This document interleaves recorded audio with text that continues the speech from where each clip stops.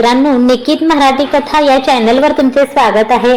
प्रेमविरह भाग 89। मागील भागात त्यांनी विचारलं तशी एक नजर मागे त्याला पाहून नजरेने नकार देत ती आणि पुन्हा एकदा तिचा होकार पाहून मन आनंदाच्या नौकेवर स्वार होऊन बागडणारा तो। आता पुढे वेळ संध्याकाळी 6 वाजता। असे काय पाहताय? त्याच्या खुशीतून चेहरा वर करून एकटक तिला पाहणाऱ्या त्याच्या नाकावर नाक घासून त्याला विचारत ती। दोघेही संध्याकाळचा सूर्यास्त पाहत लेकला येऊन बसले होते। खूप खास दिवस होता आजचा दोघांसाठीही, न विसरण्यासारखा। येणारा सूर्योदय येताना खूप जास्त आनंद घेऊन आला होता। त्याचे आभार मानायचे राहिले सकाळी, तेच काम आता करायला आले होते दोघं। नेहमीसारखं आजूबाजूला शांत वातावरण, समोरचा सुंदर दिसणारा केशरी गोळा, एकांताने एकमेकांच्या मिठीत समावलेले दोघं। सुंदर नजारा होता, पण ती एकटीच हा नजारा केव्हापासून अनुभवत होती तो मात्र कधीपासून फक्त तिला पाहत बसला होता। तशी ती विचारत, माहित नाही, मन नाही भरलं तुला पाहून। कितीही पाहिलं तरी डोळ्यात साठतच नाही। प्रत्येक वेळी वेगवेगळी आणि नवीन भासते तू। तेव्हा देखील असंच पाहत होतो तुला।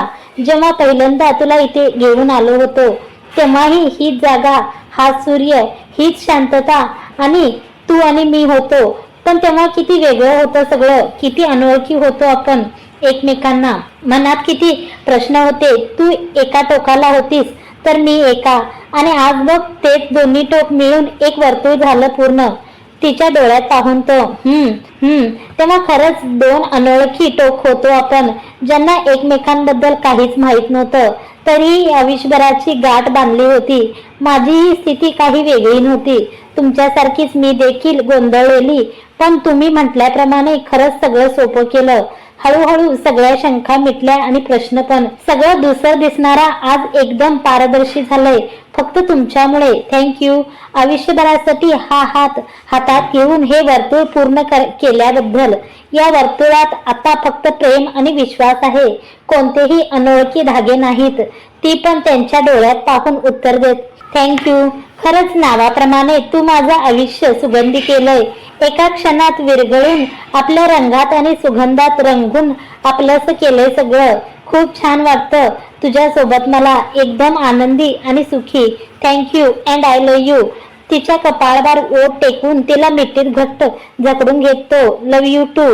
त्याच्या मिशीची टोक हळूच खेचून गालावर ओठ टेकवून ती, हे काय होतं? त्याची मिशी ओढली तसा तू विचारत, थँक्यू म्हटलं। स्पेशल वाला थँक्यू, जसं तुमचं असतं स्पेशल वाला तसंच माझं पण। गालावर नाक रगडून ती हसून त्याला पाहत, औच दुखलं ना? तिच्या कमरेवर चिमटा काढत तो हसून तिला पाहत, चल निघूया, रातचा फोन येतोय। सगळे पोहोचले पण। थोड्या वेळात अंधार पडायला लागला तसं तिला दूर करून तो विचारत, अरे किती उशीर? केव्हाचा फोन लावतोय? उचलून सांगायचं ना निघलोय म्हणून। सगळे आले पण नेहमीसारखा तू लेट। अर्धा तासात समर आणि केशर राजच्या घरी पोहोचले तसा राज गाडीचा आवाज ऐकून बाहेर येतो, हो आलोय ना आता, चल आता। समोर गाडी लॉक करून सगळे ठरल्याप्रमाणे रात्रीच्या जेवणाला राजच्या घरी जमले होते। राजचा पण सुंदर असा बंगला होता। बंगल्याच्या थोडं दूरवर भलं मोठं शेत आणि आजूबाजूला भरपूर मोकळी जमीन। राजचं जरी त्रिकोणी कुटुंब असलं तरी शेतात काम करणारे 1-2 कुटुंब तिथेच आजूबाजूला राहून घरात देखील मदत करत, त्यामुळे घरात नेहमी माणसांची ये-जा होती। आजूबाजूला जरी माणसं असली तरी अण्णांना राजचे वडील घरी एकटेपणा जाणू नये म्हणून राज नेहमी काही ना काही कारणाने घरीच जेवणाचा किंवा भेटागाठीचा योग जुळवून सगळ्यांना बोलवत होते। आइए समर भैया, वेलकम। केशर, कैसी हो तुम? इतने दिनों बाद आना हुआ आप दोनों का। लग्नानंतर आज पहिल्यांदाच केशर आणि समर घरी आले होते। तशी सिमरन हसून स्वागत करत, आले का भावी आमदार साहेब? तुमचीच वाट बघत होतो। खूप दिवसांनी येणं केलंय। आमच्या सुनबाईंना आणलं सोबत, हे काम बेस केलं। दोघं आत आले तसं मागून आवाज आला। दोघांनी वळून पाहिलं तर मनाली अण्णांची व्हीलचेअर ढकलत त्यांना हॉलमध्ये घेऊन येत होती। हो अण्णा, कसे आहात तुम्ही? समर मागे वळून हसत त्यांना पाहत, मी एकदम ठणठणीत। आणि ही? अण्णा समर शेजारी उभ्या असणाऱ्या केशरकडे नजर रोखून पाहत, हो, कसे आहात तुम्ही? आणि हे व्हीलचेअर का? काय झालं? तुम्ही तर आज कसे व्हीलचेअरवर दिसले? तर समर पाहून त्यांना विचारत, काही नाही, नशिबाचे भोग म्हणायचे. शेतात काम करताना पाय आला ट्रॅक्टर खाली आणि ही खुर्ची आली नशिबाला. पण लेक आणि सून आहेत ना, ते सगळी काळजी घेतात माझी. अण्णा सिमरन आणि राजला पाहून, बरं चला इथेच उभे राहणार का? राज, अरे आला आता लीडर, घ्या जेवायला, भूक लागली कधीची. गंभीर झालेलं वातावरण हलकं करत म्हणाली सगळ्यांना आवाज देत. मग सम्या, आज पुन्हा फेस पॅक लावला का? चेहरा एकदम फ्रेश आणि टवटवीत दिसतोय तुझा.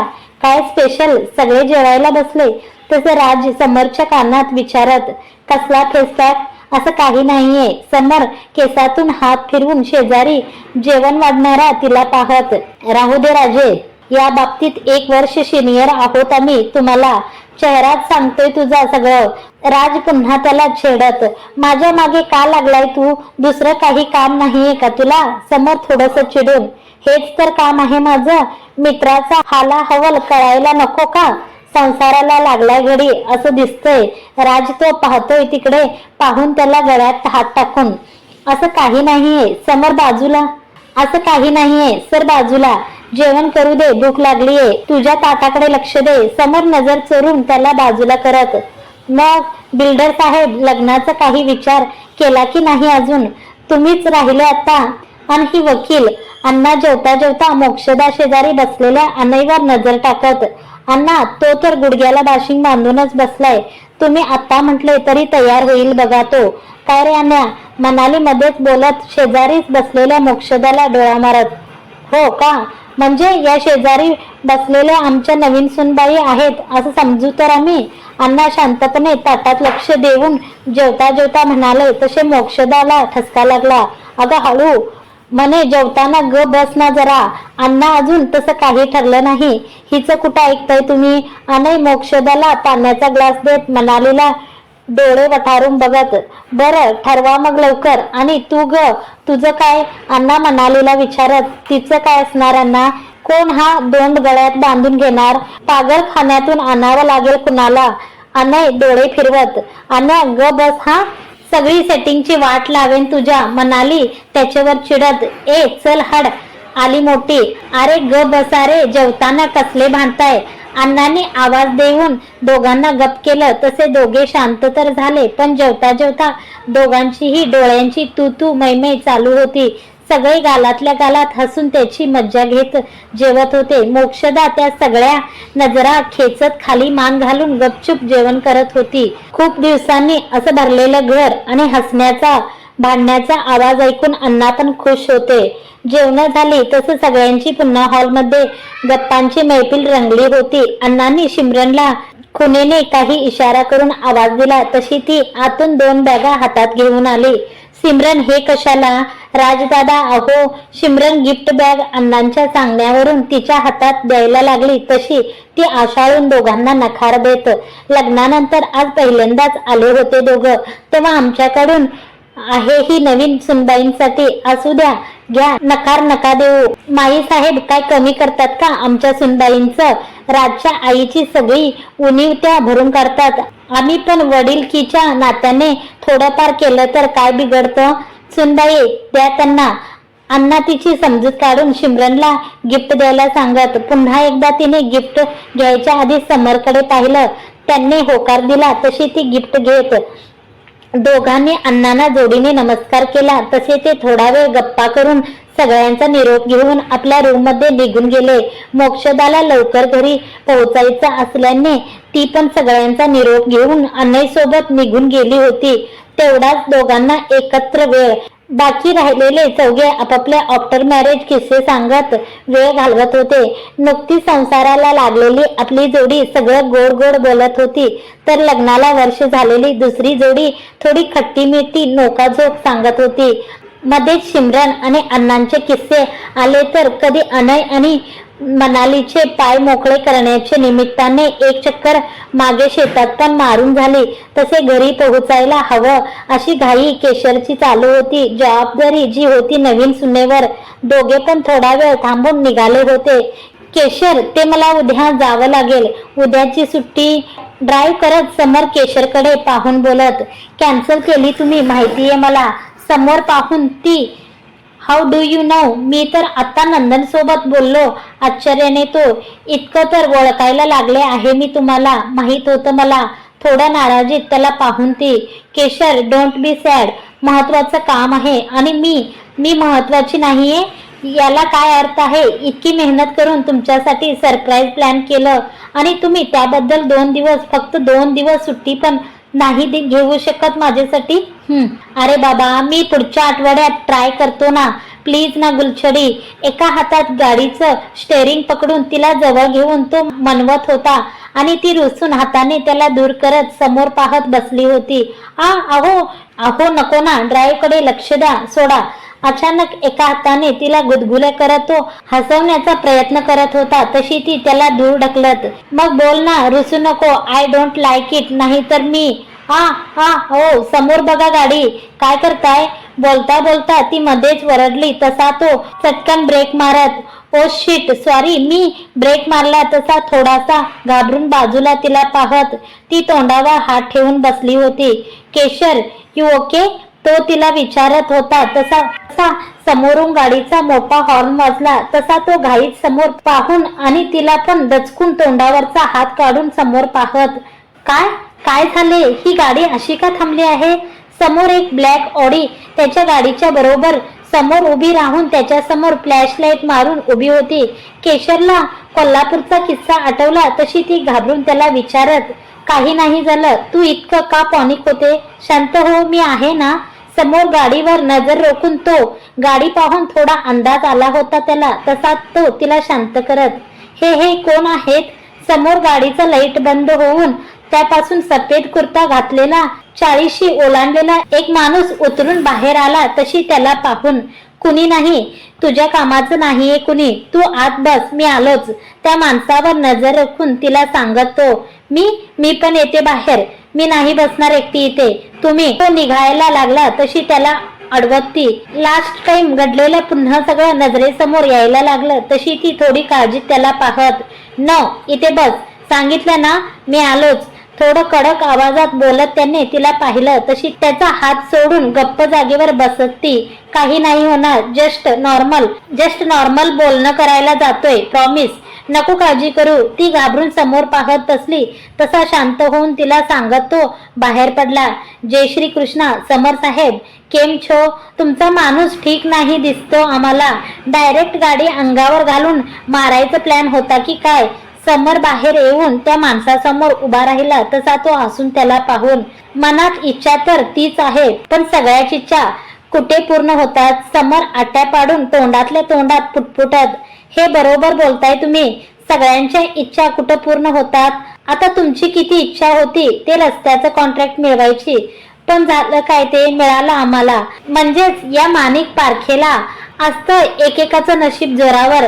काय करणार? बाकी वहिनी सोबत दिसतायत, ओळख नाही करून देणार. त्याला चिडवून झालं तशी त्याची ती हापापलेली नजर मागे गाडीत बसलेल्या केशरकडे गेली. नशीब पलटायला असा वेळच किती लागतो? एका क्षणात होत्याचं नव्हतं होऊन जातं माणिकबाई. आत्ता अनुभव तर आलाच असेल. समर रागाने त्याला पाहून त्याच्या नजरेसमोर येऊन उभा राहून, कुणाशी बोलतोय तू? लक्षात आहे ना माणिकबाई आहेत त्यांना? होत्याचं नव्हतं करणारा तू.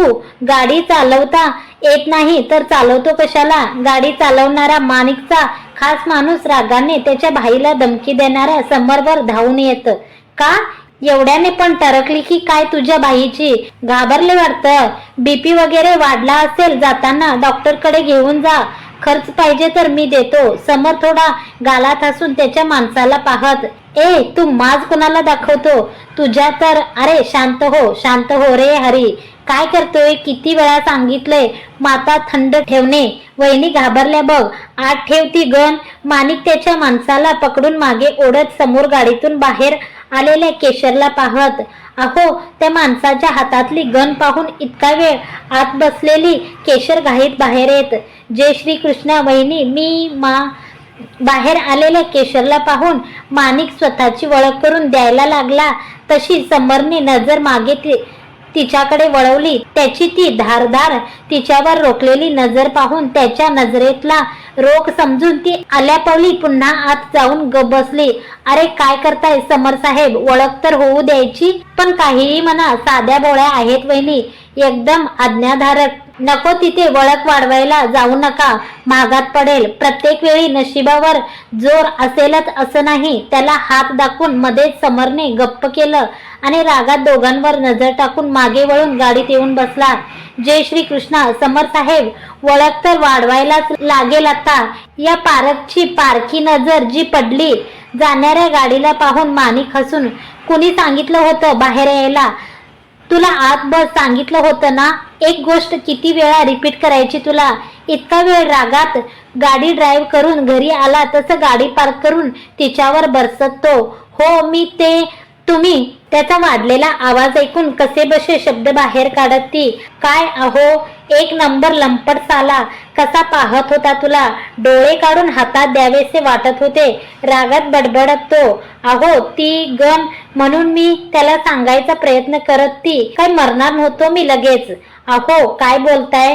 त्याच्या तोंडून मरायची भाषा ऐकून थोडी रागात त्याला गप्प करून तशीच त्याला पाहती. त्याला समजलं की तो काय बोलून गेला. तसा शांत होऊन तिला पाहतो. ती अजून पण रागाने त्याला पाहत डोळ्यातले पाणी पुसत गाडीतून उतरली आणि पळत आत निघून गेली. तिला जाताना पाहून तो पण बाहेर आला आणि जाऊन स्टडीमध्ये बसला. थोडा वेळ शांत बसला तर डोकं पण शांत होईल. आता रागात अजून तिला दुखवायचं नव्हतं. उगीच तिच्यावर चिडचिड केली हे समजलं होतं. दुसऱ्याचा राग तिच्यावर निघाला होता याचं पण वाईट वाटत होतं. पण ते असताना तिच्यावर कुणी अशी नजर टाकावी ही कल्पना पण सहन होत नव्हती. त्यात समोरचा माणूस काय लायकीचा आहे हे तर त्याला चांगलंच माहीत होतं. म्हणूनच आणखीन चिडचिड होत होती. पण तिला या सगळ्याची कुठे कल्पना होती. ती तर त्याच्या काळजीपोटी बोलत होती. सगळं समजलं होतं पण रागात कुठे डोकं चालतं. स्वतःला कोसून समजावून झालं तसं लगेच तिला पाहायला वर निघाला. ती रडून स्वतःला त्रास करून घेईल हे माहीत होतं त्याला. केशर आय एम सॉरी, तुझ्यावर उगीच चिडचिड केली. वर पळत आलेली ती बेडवर पालथी पडून उशी तोंड खुपसून रडताना दिसली. तसा तिच्या बाजूला बसून तिला आवाज देतो. मला नाही बोलायचं तुमच्याशी, डोंट टच मी. त्याच्या खांद्यावरचा हात झटकून ती, नको बोलू पण रडणं बंद कर आधी. तिला जबरदस्ती उचलून मिठीत घेत तिचे डोळे पुसतो. अरे रागात बोलून गेलो.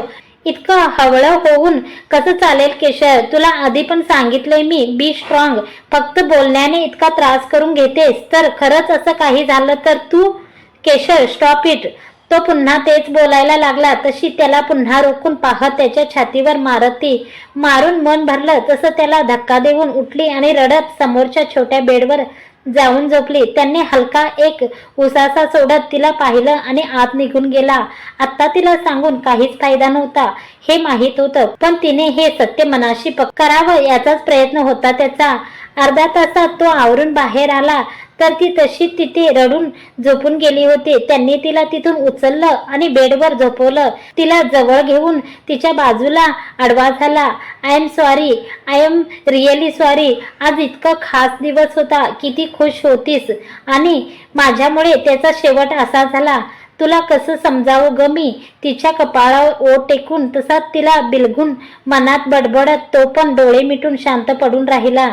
सकाळी 7 वाजता सकाळी देवघरातील घंटीच्या आवाजाने झोप मोडली. तसा डोळे उघडून आजूबाजूला बघत तो. बाजूला ती दिसली नाही तसा तो पण उठून बसला.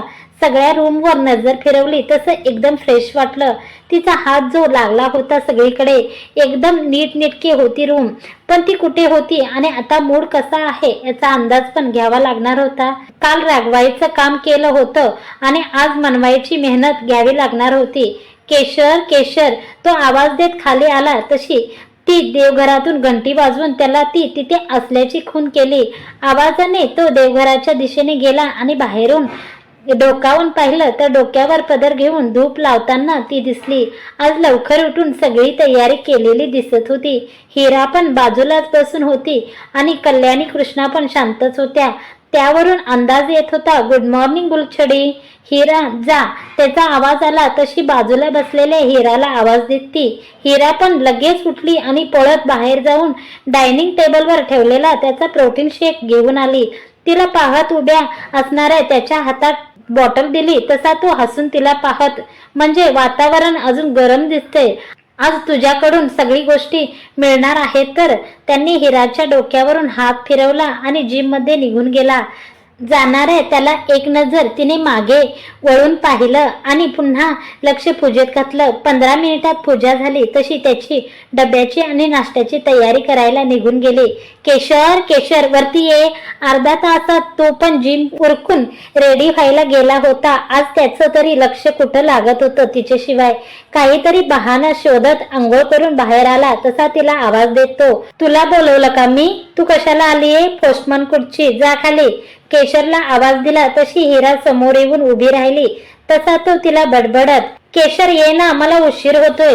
हिरा शेपूट हलवत खाली आली तसं त्यांचा पुन्हा आलेला आवाज ऐकून गॅस बंद करून ती वरती निघाली. त्याला खरंच काही मदत हवी असेल तर उशीर नको व्हायला याच विचारात दारात येऊन उभी राहिली तशी त्याला पाहत होती. केशर आलीस तू? माझं घड्याळ कुठं आहे? तो काहीतरी बोलत. तिने काही न बोलता एक नजर त्याला पाहून बाजूच्या डेस्कवर नजर फिरवली तसा तो पण पाहत, सापडलं. आणि माझा रुमाल? त्यांनी विचारलं तशी ती हातात घेऊन उभी होती. थँक्यू. थांब ना, माझे केस फूस, मला उशीर होतोय. आणि हे बटन बघ तुटलंय, लावून दे प्लीज. हातात घड्याळ घालत शर्ट दाखवत तो सगळं मुद्दाम करतोय हे तर समजलं होतं तिला, पण सकाळ सकाळी भांडून जाताना त्याचा मूड खराब नव्हता करायचा तिला, म्हणून शांत उभी होती फक्त. त्याला रोखून पाहत आतून जाऊन टावेल घेऊन आली आणि त्याच्या समोर उभी राहून त्याचं डोकं पुसू लागली. हा थांब ना, अशी छान वाटतंय. डोकं पुसताना तिच्या पोटाला विळाका घालून त्याने ओठ टेकवले तशी त्याच्या हातावर चापट मारत त्याला बाजूला करत ती. बटन कसं तुटतंय काय माहित, लाव ना लवकर. बघतेस काय, इथे ये. आरशासमोर उभा राहून केस विंचरत तिला ओढून समोर उभं करत तो ऑर्डर सोडत. ती पण त्याला पाहून जणू भूल पडल्यासारखी त्याचं सगळं ऐकत बटन लावत होती. केस विंचरून झाले तसे दोन्ही हात माग ड्राईव्ह टेबलवर ठेवून मध्ये उभी असलेल्या तिला पाहत. आत्ता मॉर्निंग झाली होती त्याची. तिला असं जवळ आणि समोर पाहून नजर खाली करून ती शांतपणे तिचं काम करत होती तर तो तिला पाहत होता. अंगावर छान लाईट येलो कलरची साडी, ओले दमट केस, डोळ्यात काजळ, कपाळावर छोटी चंद्रकोर आणि त्याखाली लावलेली छोटस कुंकू नेहमीसारखं त्याला तिच्यात हरवून टाकायला पुरेसं होतं. काय करताय? शांत उभे राहा. तिच्या मानेवर फिरणारे त्याचे ओठांनी विचलित होत ती. तू कर ना तुझं काम, मी माझं करतो. बोलून पुन्हा दुसऱ्या बाजूने तिच्या मानेवर ओठ फिरवत तो. मुद्दाम करताय तुम्ही सगळं. झालंय लावून, मी जाते, मला काम आहे खाली. बटन लावून झालं तशी दाताने दोरा तोडून ती. मी काय केलंय मुद्दाम? तूच त्रास देते सकाळपासून. तुझं लक्ष नाहीये नीट माझ्याकडे. हे बघ.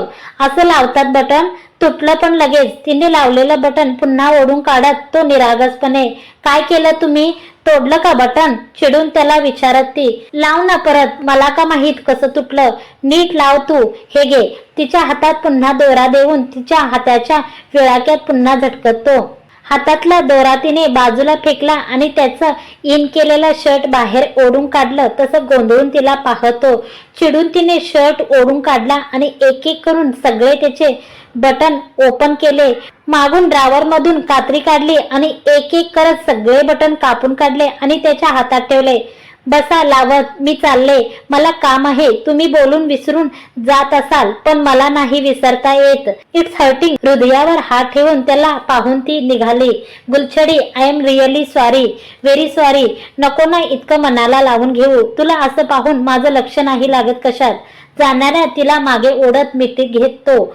आणि माझं काय, माझी काय अवस्था होत असेल याचा विचार नाही. नेहमी तर पॉझिटिव्ह आणि वर्तमानात राहण्याच्या गोष्टी करताना तुम्ही, मग अजून ज्या गोष्टी घडल्याच नाही आणि कदाचित घडणार देखील नाहीत अशा गोष्टीसाठी का तयार करताय तुम्ही मला? नका करू काही. ज्याला जे व्हायचं ते तेव्हा होईल. आत्ताच त्या गोष्टीचा विचार करून रोज थोडं थोडं नाही मरायचं, मला फक्त जगायचंय तुमच्यासोबत. जे असेल जसं असेल तसं आयुष्य आनंदाने. खबरदार जर माझ्या या आनंदावर तुम्ही पाणी फिरवलं आणि पुन्हा हा विषय काढला तर खूप दूर जाईन निघून मी तुमच्यापासून. केशर, नको ना असं बोलू. I am sorry. माझं खूप प्रेम आहे तुमच्यावर, खूप जास्त. नका करू असं पुन्हा. तुमच्याशिवाय काहीच नको मला, हे आयुष्य पण नको. तुमच्याशिवाय नाही जगता येणार आहे.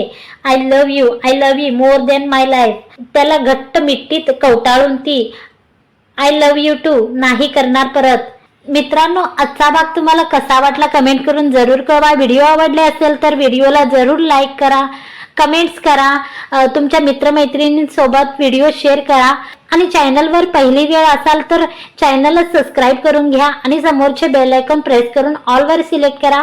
असेच नवनवीन व्हिडिओ पाहण्यासाठी, मागील व्हिडिओ पाहण्यासाठी चॅनलवर जाऊन तुम्ही व्हिडिओ सर्च करून पाहू शकता. धन्यवाद मंडळी.